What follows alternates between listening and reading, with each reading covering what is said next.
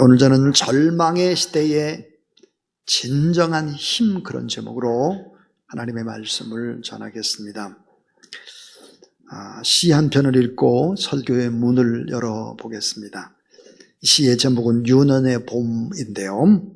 이 시는 보릿고개의 긴긴 해를 배고픔을 참지 못하고 초가집 토방에 앉아서 떨어지는 감꽃을 주워 먹는 어린 시절의 이야기로 시작을 합니다. 감꽃을 주워서 목걸이를 만들고 감꽃으로 허기진 배를 채우다가 헛구역질을 하면서 울던 필자와 우는 자녀를 보고 어머니께서 장지문 뒤에 숨어서 더 서럽게 울던 기억들을 토대로 해서 쓴 시입니다. 1960년대 그 시대, 절망의 시대죠.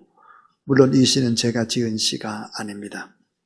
이향봉이라는 시인이 무엇이 외로움을 이기게 하는가라는 수필집에 싣고 있는 시입니다. 한번 읽어보겠습니다. 유년의 봄. 강 건너 아지랑이 그리움처럼 아른거리고 뒤뜰에 살구꽃이 그림처럼 넉넉한데 개울가 버들피는 배고픔으로 왜 들리는지 아이는 감나무 밑에서 허기진 봄을 줍습니다. 노랑나비가 쌀이올 밖을 개나리 꽃잎으로 떠다니고 뜰 가득 여린 햇살이 졸음처럼 누웠어도 토담집 긴 하루는 끼니 기다리는 마음처럼 왜 더딘지 아이는 빈 솥인 줄 알면서도 솥뚜껑을 다시 만집니다. 해질녘 아이는 민둥산에 오르는 언덕에서 먼 곳 바라보며 엄마를 기다립니다. 가난했던 절망의 시절, 감꽃 떨어질 때 그 감꽃을 주워 먹고 허기진 배를 채우고 헛구역질을 했던 그때의 시입니다. 오늘 성경 본문에 보면 너무나 가난한 가정이 나옵니다. 먹을 것이 없습니다. 기름 딱 한 병밖에 없죠. 그런데 더 큰 슬픔의 소식은 남편이 죽은 것입니다. 그런데 그 남편이 신학 공부를 하고 있는 선지자 생도였습니다. 즉 신학생이었습니다. 하나님의 나라를 위해 꿈꾸는 그가 죽은 것입니다. 그런데 그 가정에는 두 아들이 있었고요. 이 가정에 너무 빚진 게 많아가지고 돈을 꿔준 채주가 두 아들을 종으로 노예로 삼겠다, 끌고 가겠다 하고 있는 것이 오늘 본문입니다. 성경은 약하고 불쌍한 사람들을 대표적으로 말할 때 고아나 과부를 들고 있습니다. 오늘 본문은 고아입니다. 사실은 과부죠. 이 가정에 큰 위기가 닥쳤습니다. 절망이 찾아왔죠. 남편이 죽은 위기, 삶의 터전을 잃어버렸습니다. 동시에 빚더미에 허덕거리는 가난의 위기, 아들 둘이 팔려가는, 그러니까 꿈이 산산조각이 나는 여인의 아픔, 그런 것이 이 가정에 있습니다. 생존을 위협받고 있는 인생의 밤, 이 위기, 절망의 시대, 어떻게 극복할까 하는 것이죠. 천천히 오늘 우리의 삶을 돌아보면 참 위기 아닌 때가 없었습니다. 희망이 산산조각이 났고 또 가정에 또 위기가 닥쳤고 오늘날 우리 또 교회와 나라 전체를 보면 총체적인 위기인 것 같습니다. 자, 가정을 잃어버릴 위기, 부부간의 위기, 자녀들의 위기, 물질의 위기, 미래의 꿈과 희망인 다음 세대가 점점점 어려움을 겪고 있죠. 거기다가 신학생이 죽었습니다. 신학의 위기. 결국은 교회의 위기다. 이렇게 말할 수 있을 것입니다. 자, 이런 시대에 어떻게 우리는 이 위기를 극복하고 살아가야 할 것인가 하는 얘기 세 가지를 하려고 합니다. 이 세 가지를 꼭 기억을 하시면 참 좋겠습니다. 목장 주인이 말을 타고 풀밭을 이제 지나가다가 성난 황소가 목동을 들이받으려고 날뛰는 것을 보았습니다. 머리를 쳐박고 콧구멍을 벌렁거리면서 황소가 달려들자 목동은 마침 가까이 있는 구덩이로 몸을 숨깁니다. 황소는 맹렬히 돌진해서 구덩이를 스쳐 지나갔습니다. 목동이 다시 구덩이에서 나오니까 황소는 더 맹렬히 공격을 했죠. 목동은 또 구덩이로 뛰어들어갈 수밖에 없었습니다. 이러기를 몇 차례 반복하는 것을 이제 목장 주인이 보고 이렇게 큰 소리를 쳤습니다. 야, 나오지 말고 그냥 구덩이 속에 그냥 처박혀 있어. 그랬더니 목동이 다시 뛰쳐나오며 소리를 질렀습니다. 답답한 소리 좀 그만하세요. 이 구덩이 속에 뱀들이 우글거려요. 여러분, 우리의 인생이 이렇지 않을지 모르겠습니다. 진퇴양난 같은 인간의 삶이죠. 가만히 돌아보면 우리의 삶이 외주를 타는 고개사처럼 그렇게 인생을 살아가는 것입니다. 늘 위기죠. 늘 전쟁이죠. 늘 광야죠. 늘 폭풍 치는 바다와 같은 이려편중 배가 떠가는 것 같습니다. 어떻게 살아야 될까? 이 시대의 진정한 힘이 무엇일까? 잘 한번 생각해 볼 수 있기를 바랍니다. 그 첫 번째입니다. 이 절망의 시대의 힘은 무엇일까? 오늘 성경은 놀랍게도 우리의 이웃이 힘이다, 이렇게 말을 하고 있습니다. 위기 극복의 힘도 이웃이라는 거예요. 이웃, 나의 가까운 이웃. 오늘날 진정한 이웃이 있는가? 찬바람 쌩쌩 부는 광야 같은 세상에서 자기 살기도 바쁜데 진정한 이웃을 챙기고 이웃을 사랑하는 진정한 이웃이 있을까? 이웃과 더불어 인생을 얼마나 잘 살았나 우리 생각을 해봐야 합니다. 예를 들어서 장례식이라든지 결혼식 가보면 합니다. 야, 이 사람이 정말 인생을 잘 살았구나 못 살았구나, 이걸 보면 알죠. 옛말에 이런 말이 있습니다. 3명에게 도움을 청할 수 있는 친구가 있다면 성공한 것이다. 예를 들어서 나 돈 좀 꿔줘, 이렇게 말할 수 있는 3사람이 있는가? 여러분 있습니까? 저는 있습니다.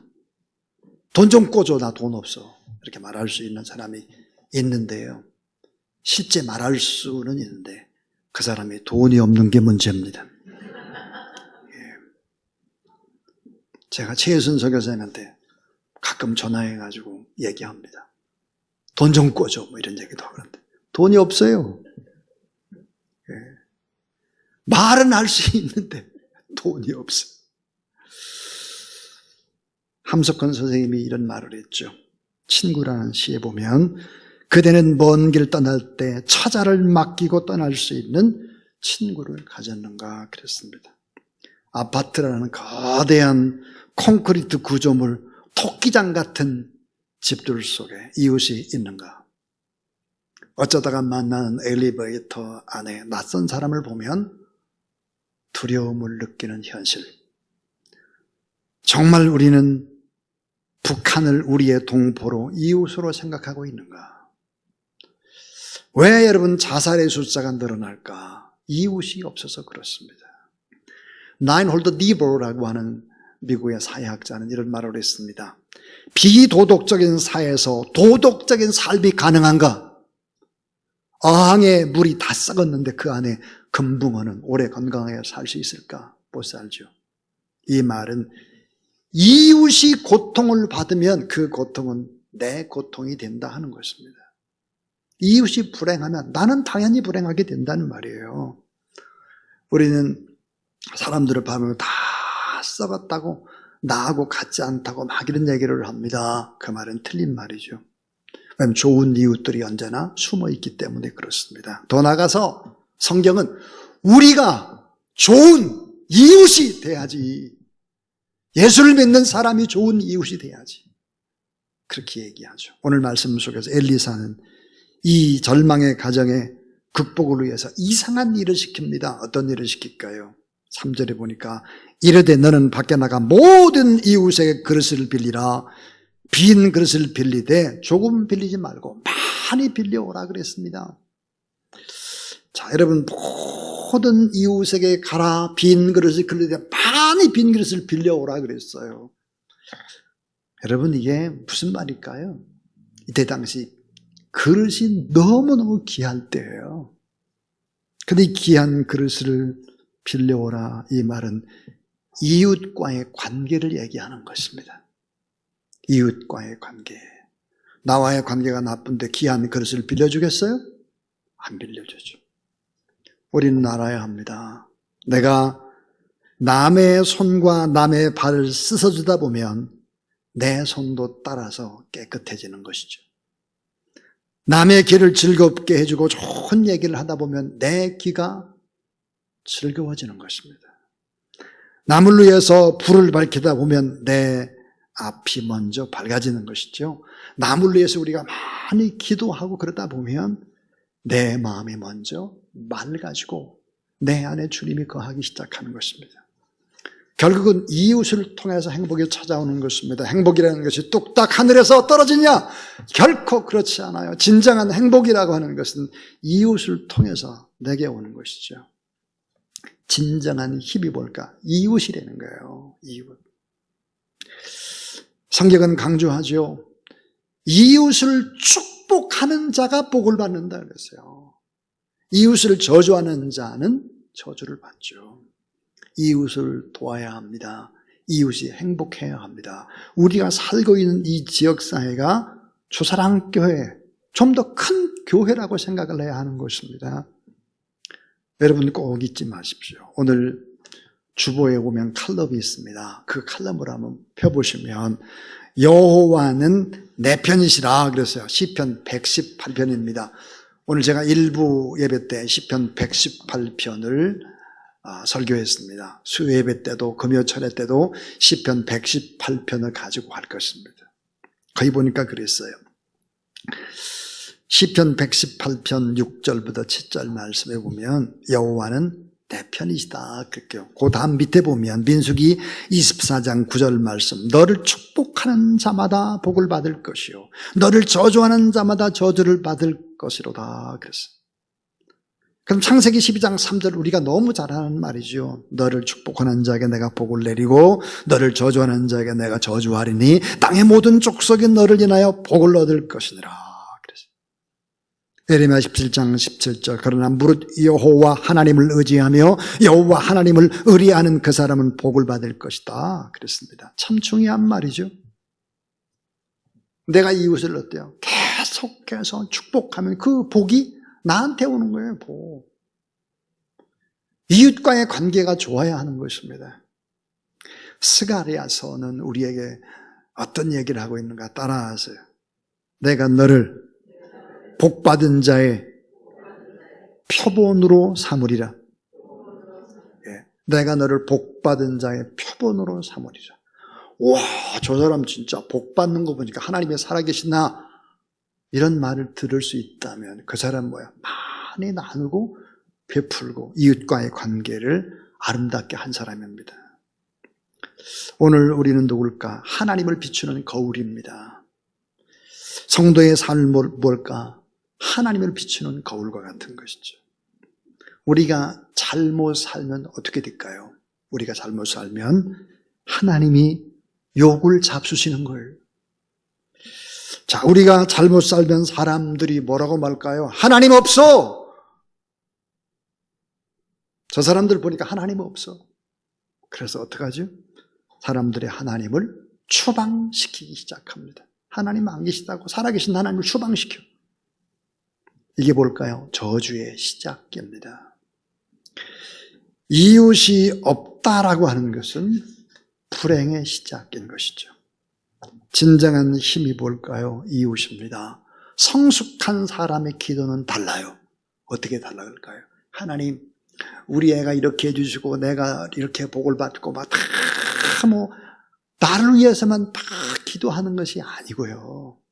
하나님, 이 기도 제목 내놓은 사람들 다 잘되게 해주시고 덩달아 저도 잘되게 해주세요. 이렇게 기도가 달라지는 거예요.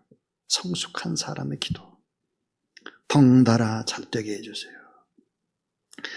여러분, 작은 문제는 나의 힘으로 할 수 있습니다. 그러나 인생의 큰 문제는 이웃이 나를 도와주지 않으면 안 되는 거예요. 우리는 국가의 도움을 받아야 하는 것입니다. 국가.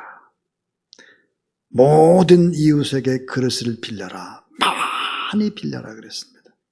결국 이 말은 이웃에게 축복이 되게 하신 하나님의 방법이죠. 이웃에게 나누고 베풀고, 그래서 아름다운 관계를 맺어야 한다는 것입니다.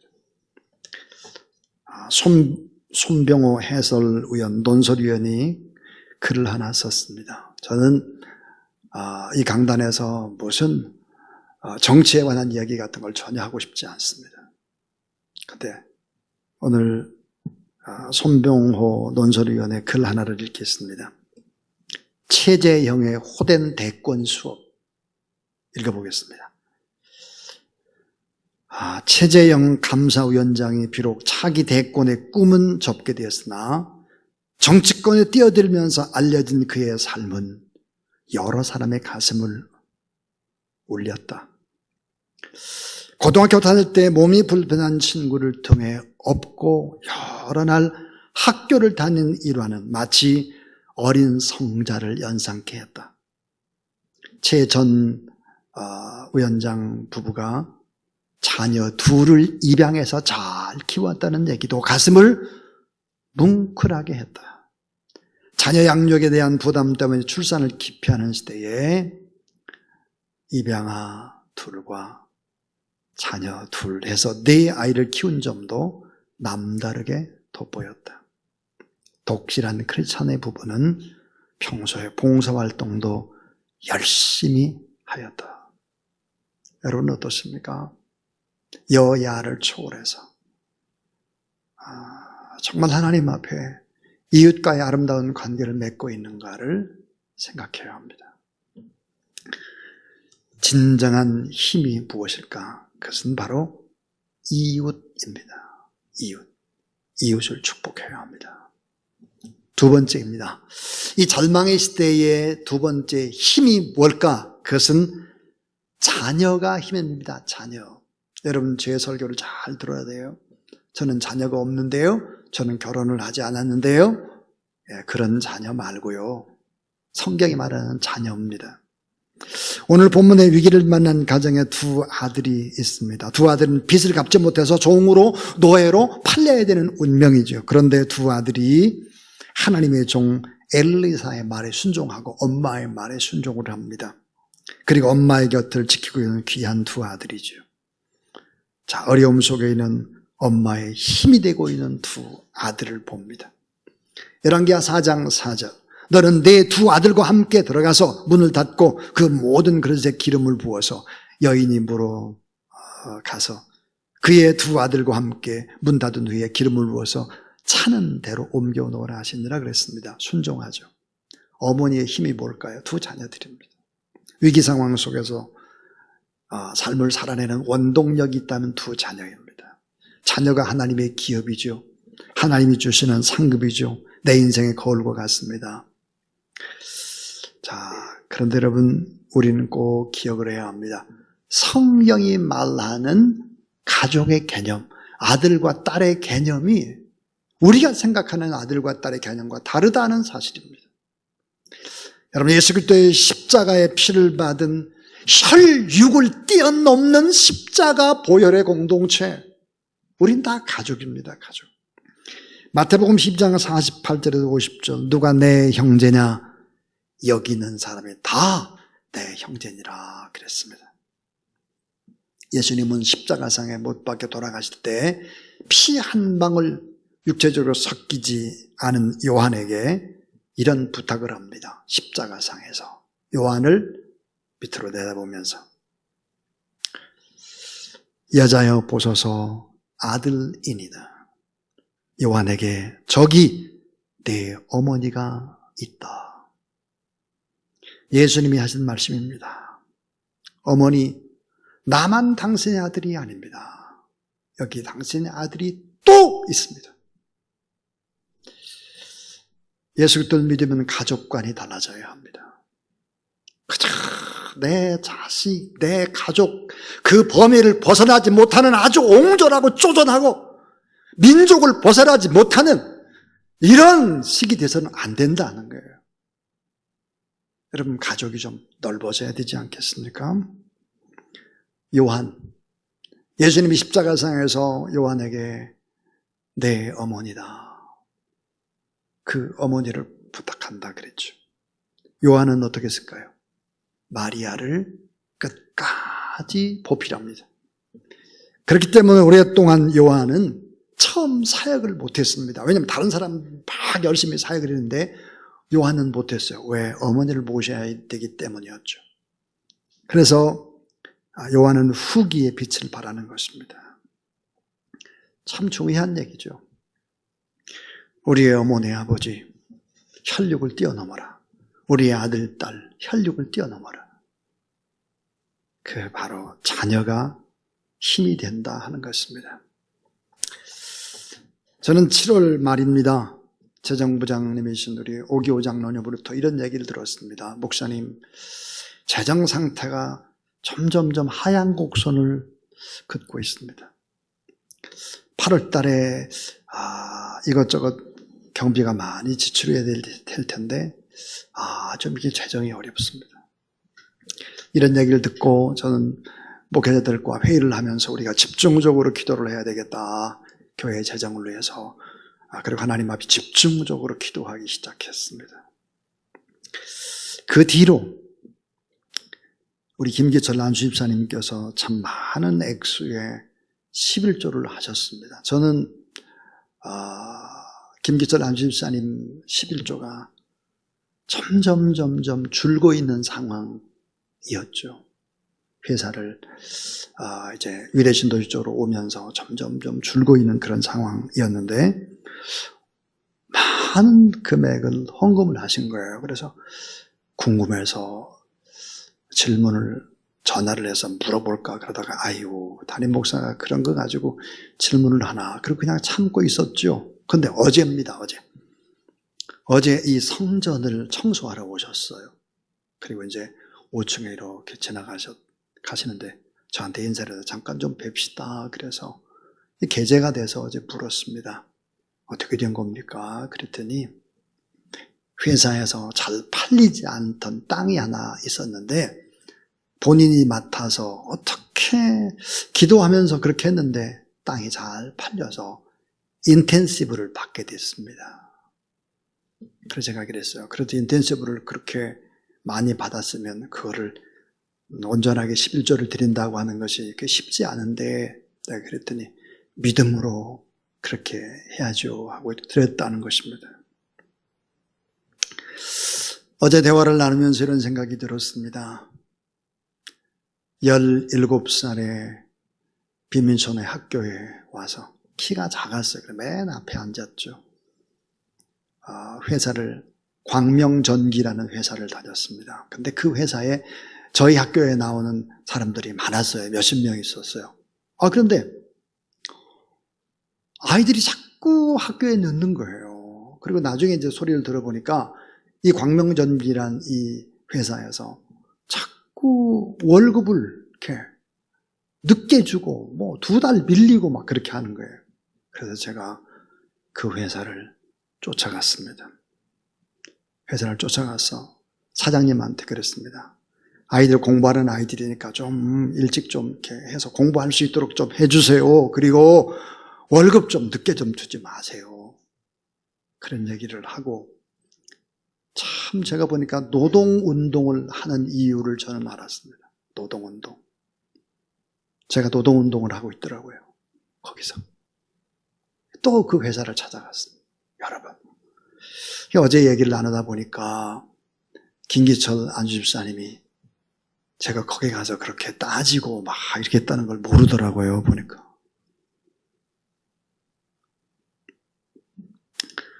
서로 그런 얘기를 하면서 믿음으로 잘 살아내자고 그런 얘기를 서로 나누었습니다. 저는 어제 그런 생각이 들었습니다.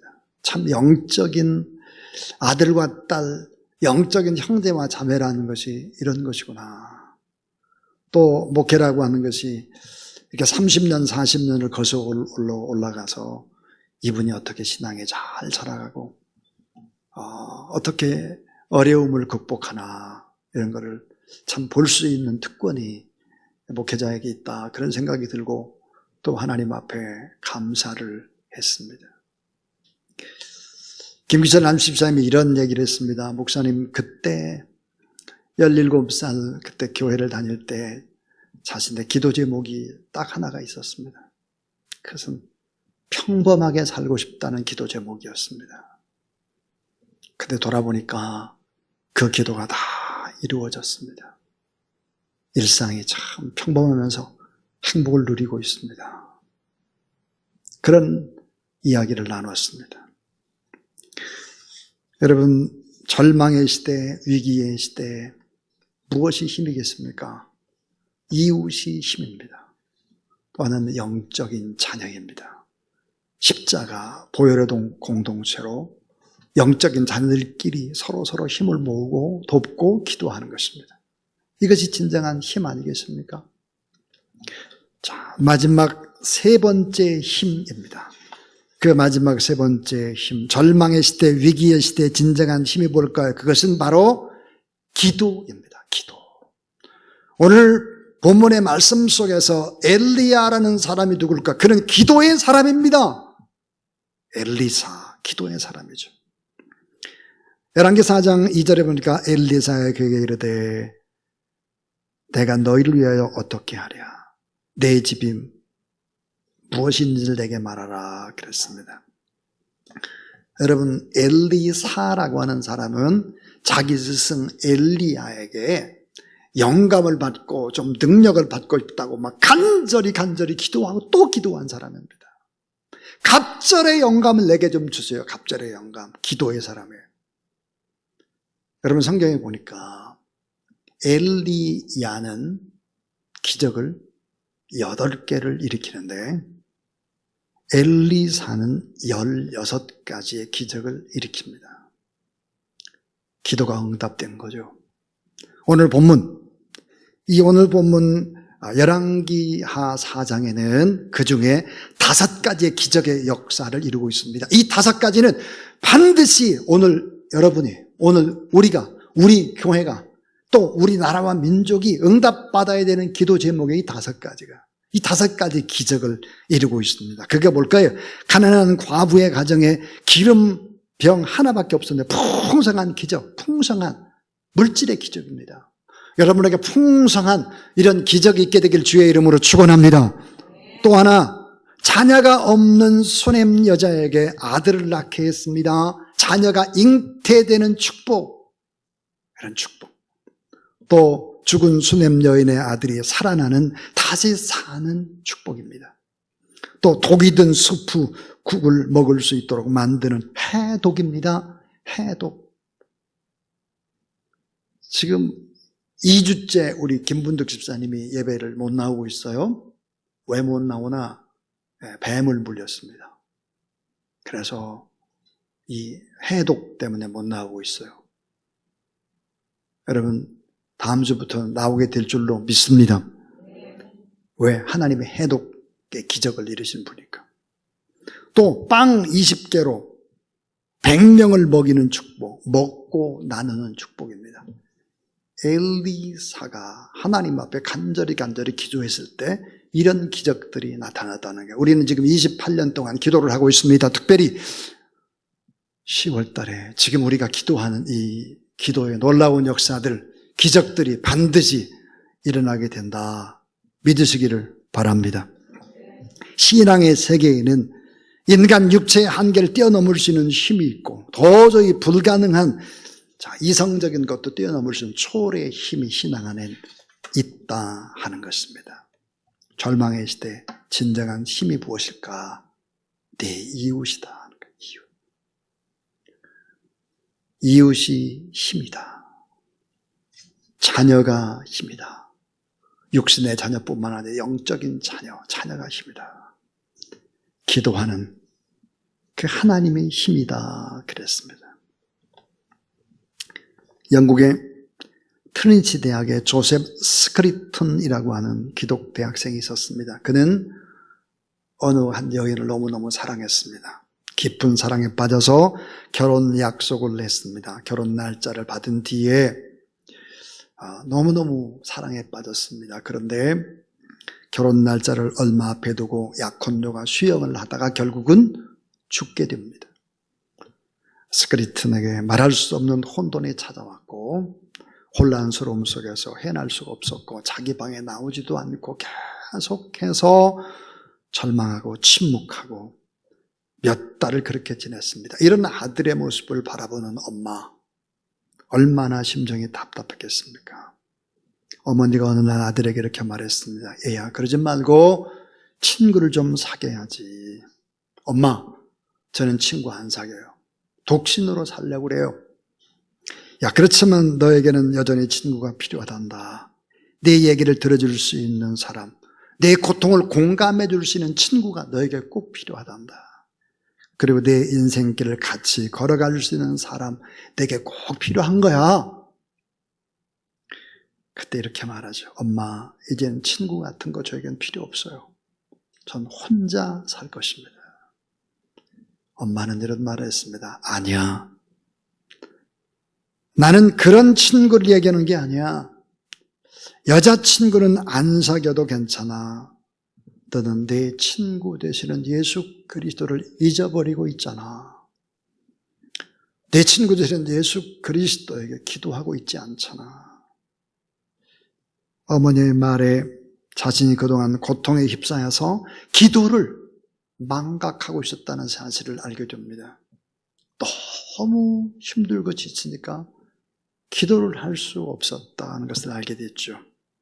이 사실을 발견한 조셉 스크리튼이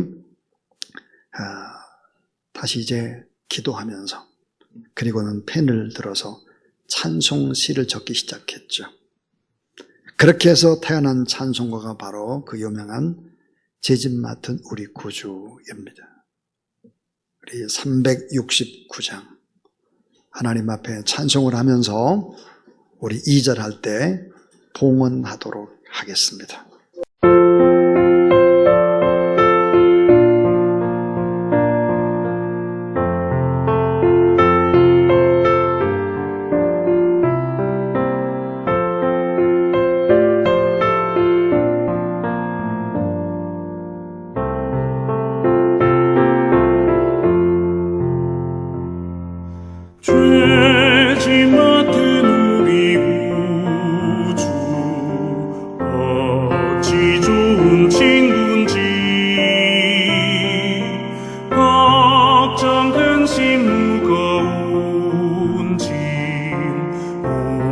우리 주께 맡기세.